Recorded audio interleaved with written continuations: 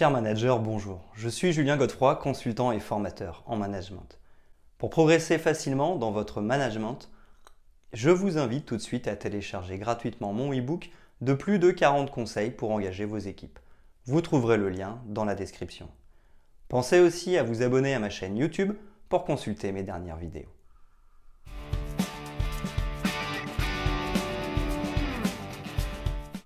Vous êtes manager et vous avez à cœur de motiver vos équipes? Nous le savons, la réalisation des objectifs d'une entreprise dépend directement de la motivation des collaborateurs.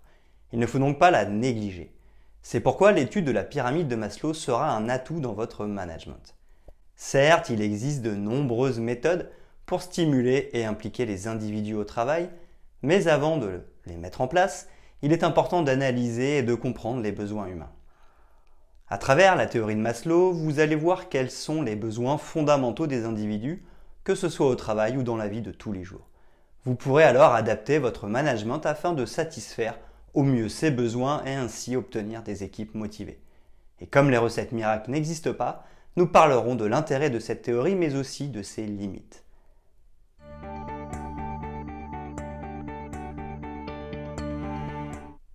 Qu'est-ce que la théorie de Maslow? Définition et principe. La théorie de Maslow repose sur la hiérarchisation des besoins d'un individu. En d'autres termes, il s'agit de classer les besoins humains en 5 catégories distinctes. Besoins physiologiques, besoins de sécurité, besoins d'appartenance, besoins d'estime de soi et besoins d'accomplissement. Selon Maslow, cette hiérarchie est universelle. En effet, il part du principe que malgré les différences de culture, d'éducation et du milieu social, chaque individu peut avoir des désirs différents, mais qui reposent sur des besoins fondamentaux communs. Par exemple, dans le monde du travail, un collaborateur peut avoir comme désir de participer aux réunions hebdomadaires de service alors qu'un autre cherche plutôt à être reconnu pour ses talents de négociateur. Dans les deux cas, ils sont motivés par un besoin commun, l'estime. Il est donc important de distinguer le désir et le besoin. Le désir est une émotion qui peut être satisfaite ou non, alors que le besoin est une nécessité qui bloque le développement de l'individu s'il n'est pas satisfait. Le principe de la pyramide des besoins est simple. C'est la satisfaction d'un niveau de besoin qui entraîne la volonté de passer au niveau supérieur. Et ceci en suivant la hiérarchie de la pyramide de façon logique.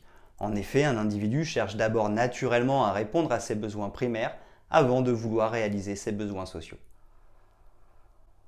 Pyramide de Maslow, explication. Comme nous l'avons vu, avant d'arriver au sommet de la pyramide, il faut répondre aux besoins vitaux. Commençons par les besoins primaires ou besoins physiologiques. Ils sont directement liés à la survie de l'individu. Respirer, boire, manger et dormir. Ensuite viennent les besoins de sécurité. On y trouve la sécurité physique, avoir un abri, se protéger de toute forme de violence ou de délinquance, avoir la santé, etc. La sécurité affective, stabilité familiale, et la sécurité de l'emploi, avoir des revenus. Une fois les besoins de base acquis, viennent les besoins secondaires ou les besoins de développement. Les besoins d'appartenance sont la recherche de l'amour et des relations entre les individus. Ils sont d'abord comblés par la famille, puis par les amis, le conjoint et d'autres formes de groupes, équipes de travail, associations, etc. L'important est de se sentir accepté et non rejeté. Les besoins d'estime sont liés à la réputation d'une personne, la reconnaissance et la considération donnée par les autres individus. Ils ont pour but d'apporter de la confiance en soi et du respect. Enfin, les besoins d'accomplissement de soi correspondent aux besoins de se réaliser, se développer et accomplir des choses importantes pour soi-même. Ces besoins diffèrent d'une personne à l'autre. Il peut s'agir d'acquérir de nouvelles connaissances, apprendre un nouveau métier par exemple, ou de créer un projet concret. Pourquoi pas l'invention de la machine à remonter le temps pour les plus audacieux. Notez que la théorie de Maslow illustrée par la pyramide des besoins s'applique aussi bien dans la vie personnelle que dans la vie professionnelle. Elle s'utilise particulièrement dans le marketing pour mettre en avant un produit qui répondra aux attentes des consommateurs. De plus, elle sert également aux managers d'une entreprise qui souhaitent motiver leurs équipes. C'est cette dernière approche qui nous intéresse particulièrement. Alors, comment intégrer la pyramide de Maslow dans son management en entreprise ?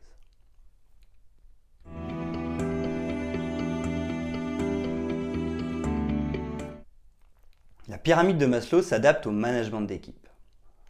Présentation de la pyramide des besoins professionnels. Pour manager efficacement une équipe de travail, il est important de se rapprocher des besoins et motivations de chacun. En effet, tout au long d'une carrière professionnelle, l'individu est porté par des attentes précises.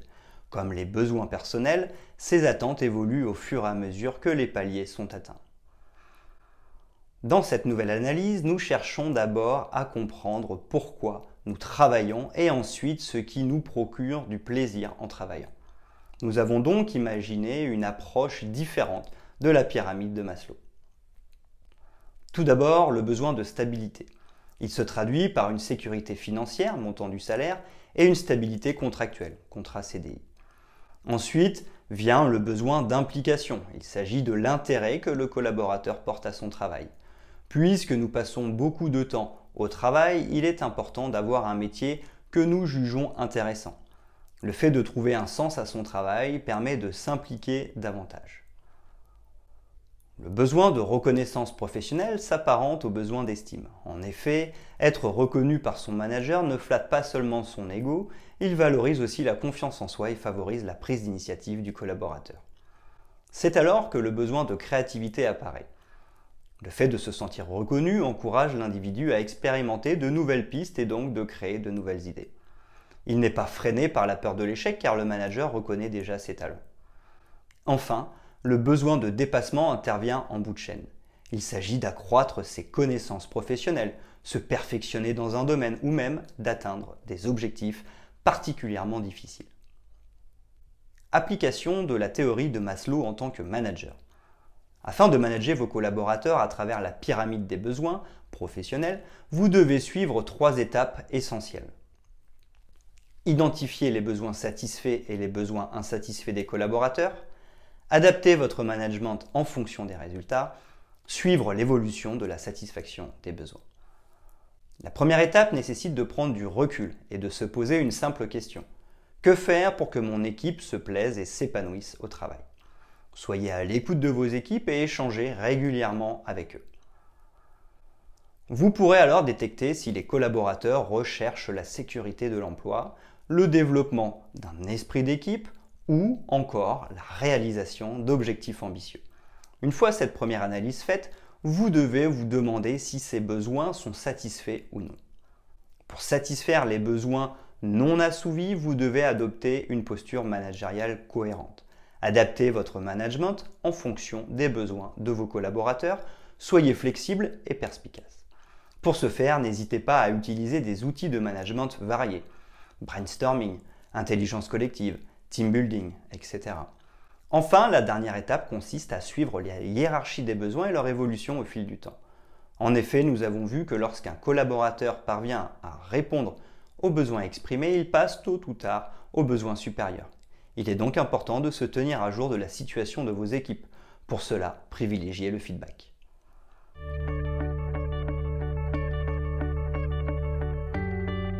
La pyramide des besoins, intérêts et critiques. L'intérêt majeur de ces théories basées sur nos besoins personnels et professionnels est de motiver pour mieux s'épanouir.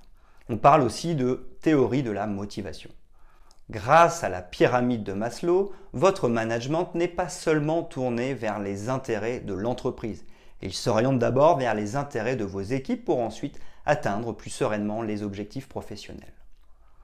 Si la théorie des besoins de Maslow est l'une des plus enseignées dans le domaine du management, elle possède aussi des limites. En effet, répondre aux besoins humains peut s'avérer plus complexe que prévu. La critique principale repose sur le fait qu'un individu doit satisfaire un besoin à 100% avant de passer aux différents niveaux de la pyramide. Or, il est plus courant que le passage d'un niveau inférieur à un niveau supérieur se fasse de manière progressive.